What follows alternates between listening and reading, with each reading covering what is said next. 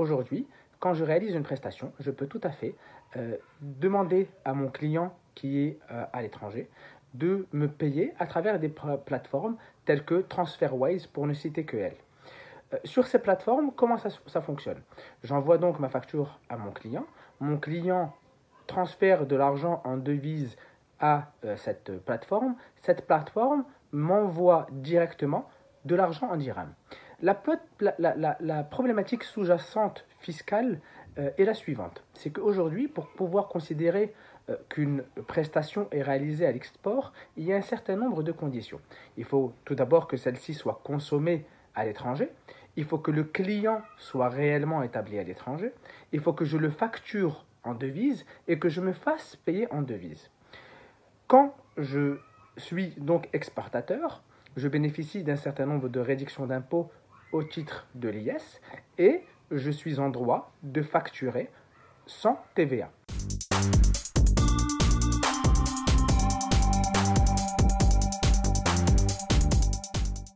Si je me fais payer par mon client à travers ce genre de plateforme, donc lui paye en euros ou une autre devise étrangère, et on m'envoie sur mon compte en banque des dirhams, est-ce que je respecte les conditions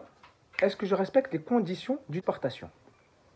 Alors, un de mes confrères a vu le problème, et je l'en remercie, et a envoyé la question à la Direction générale des impôts, qui a elle-même répondu, et a fait remarquer le point suivant.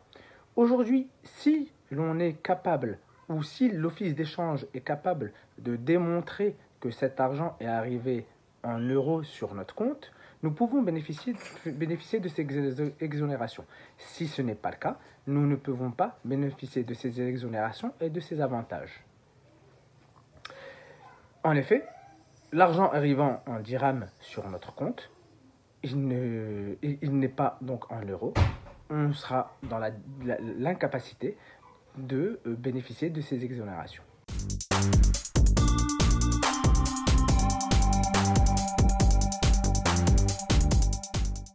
Ce genre de problématique va être de plus en plus récurrent et va apparaître à d'autres niveaux. Aujourd'hui, on a de plus en plus tendance à faire des achats sur Internet, à utiliser des moyens de communication tels que Facebook, LinkedIn ou d'autres plateformes, et on a besoin de faire des achats en devises.